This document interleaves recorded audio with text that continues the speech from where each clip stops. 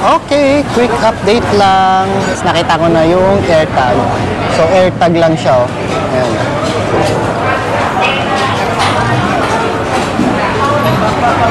So, napulat siya ng tuk-tuk driver doon sa may 7-Eleven. I think sa 7-Eleven namin ito nalaglag.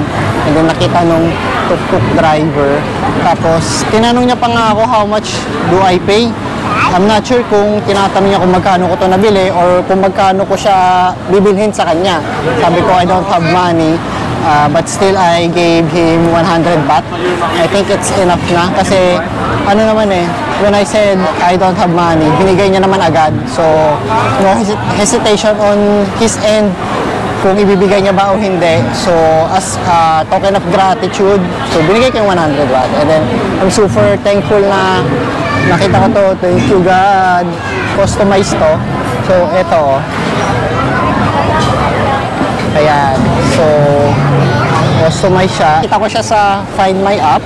Malapit lang, within 5-kilometer radius. And then, I have an idea na isang tuk-tuk driver nakita kasi malikot siya during a busy day. So, kaya yun, tumambay kami dito sa isang local food court or food market. Ayan. So, yun na rin kinakain namin. Good idea kasi nakita ko siya initially within 500 meter radius agad nung pagkadating namin after nung Elephant Sanctuary until tumambay siya sa terminal niya. Doon na nagstay for 5 minutes yung AirTag and nalocate ko na. Kaya yun, after nun, we will eat na and we will enjoy the night. No baby, no? Enjoy the night. Do you like it? And then right now we're eating yung crispy pork and then crispy fish din. So parang danggit siya na matamis. And then yung rice nila na with lots of green mango, spices, lemon, pero hindi naman siya masyadong maanghang. Okay. Then after that, we will do some last minute shopping kasi tomorrow na yung alis namin. Hapon pa naman, we still have time tomorrow morning. Kaya, ayun, let's see what can we do.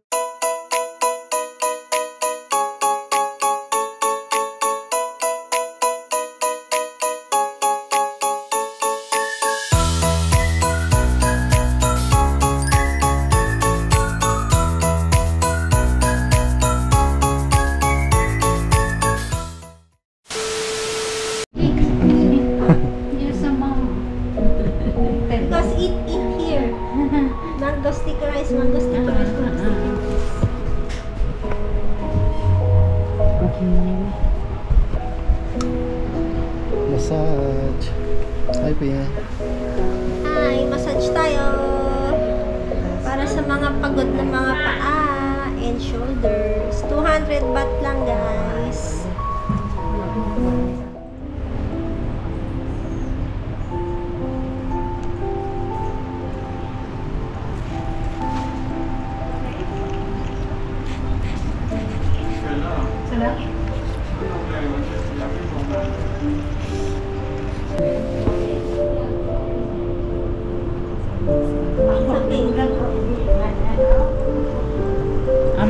Lock your finger. What are you doing? Relax, free body.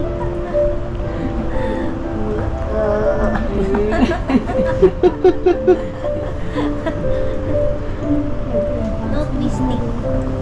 I cannot resist.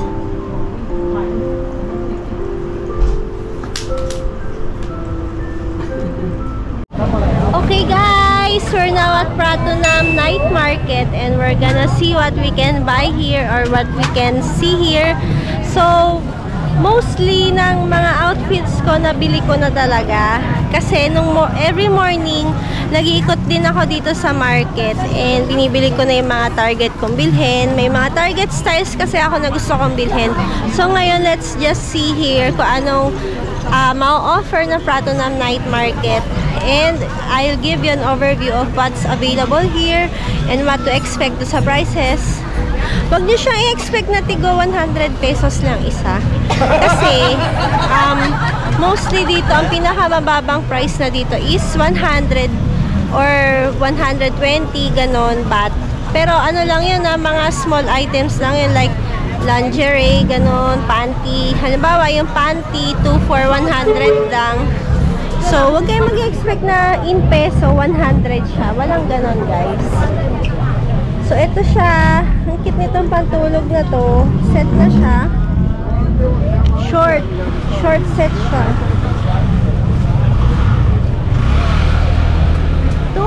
180 pa. Set ng short na pantulog. Okay. Ito rin, no?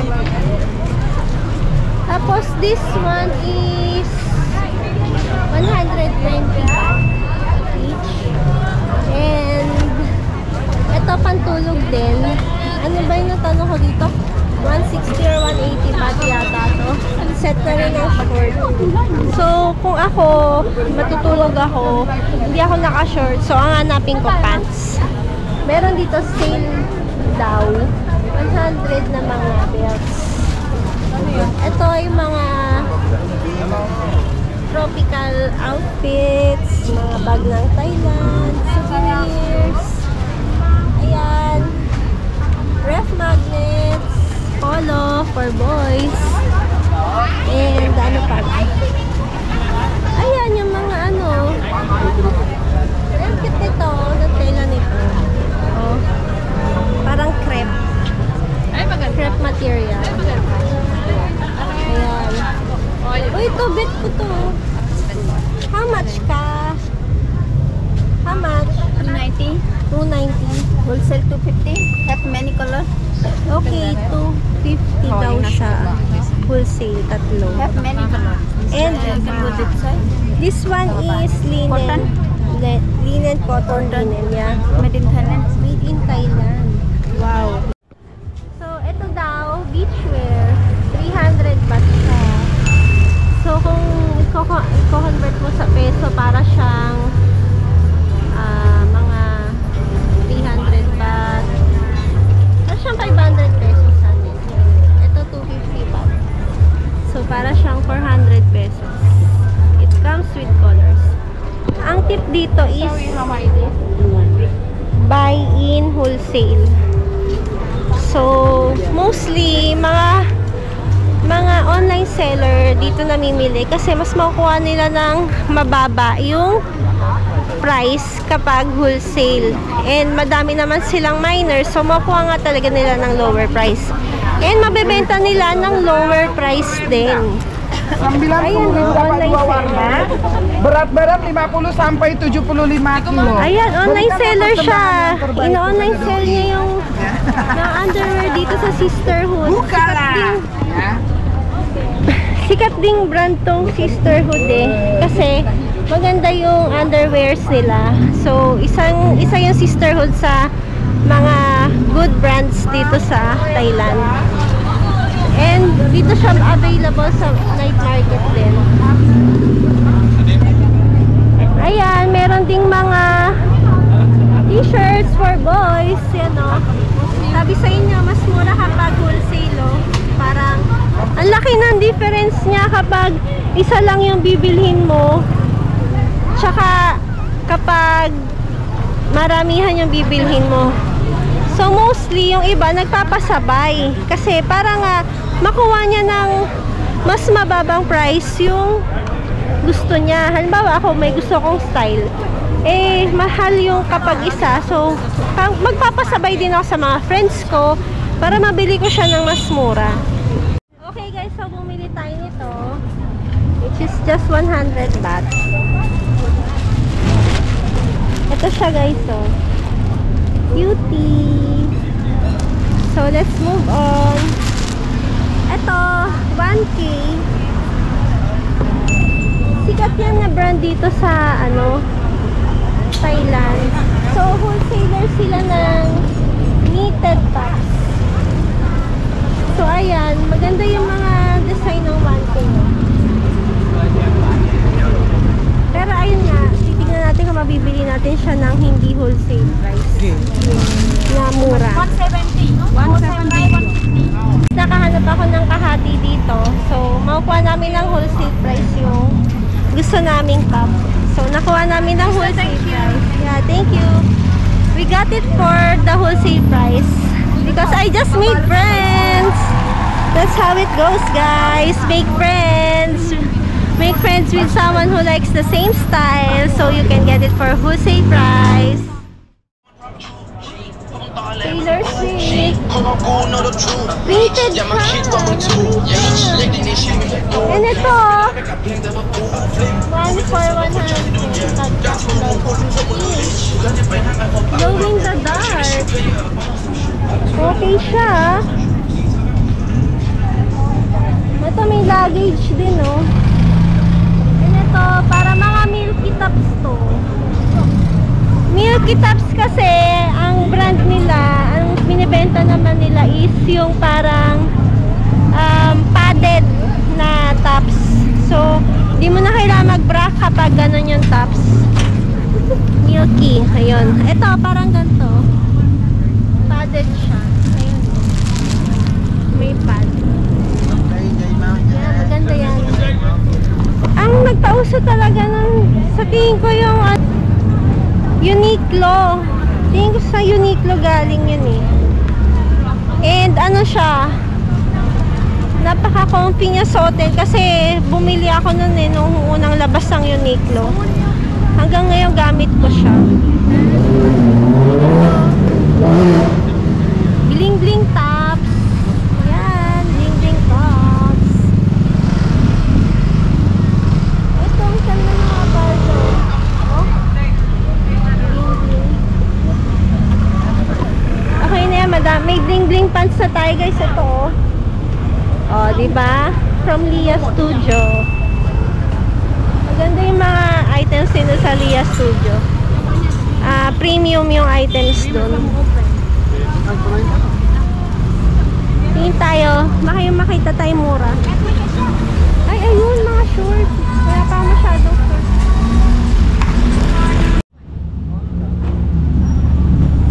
Ayan, ito pinakagusto ko, guys. Knitted tops. Gandang-ganda ako sa knitted tops. Ayun, guys, parang wala na akong mabibili kasi halos na kompleto ko na yung wishlist ko. Ay, wala pa ako ng best cords and best tops. Uwi na tayo, guys. Uwi na tayo, guys. Tukso naman dito masyado. Hindi ako bumili nung pangtulog kasi meron namang murang ganun sa Taytay, sa Divisoria. May murang ganun. And same lang din naman yung quality. Ano, Didi? Ang cute nito, guys, so. Ajan?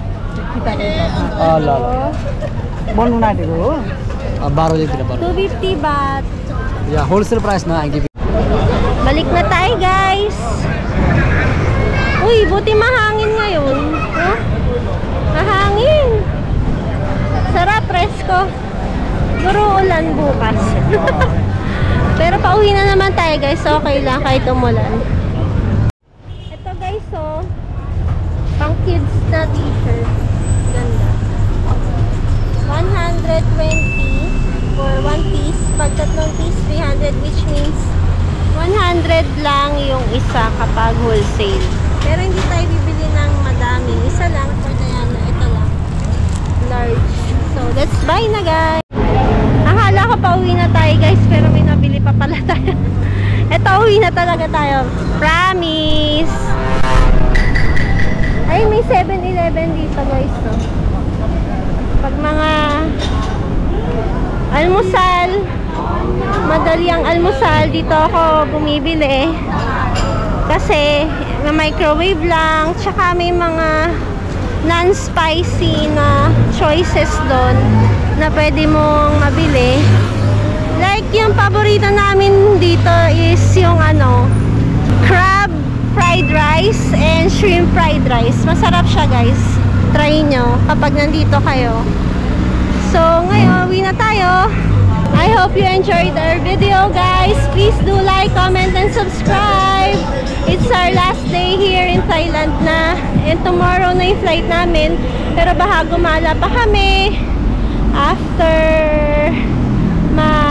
ayos ng gamit, and may time pa kami sa morning. So, sana makagala pa kami. Thank you guys for watching. See you on our next video. Bye! Please do like, comment, and subscribe!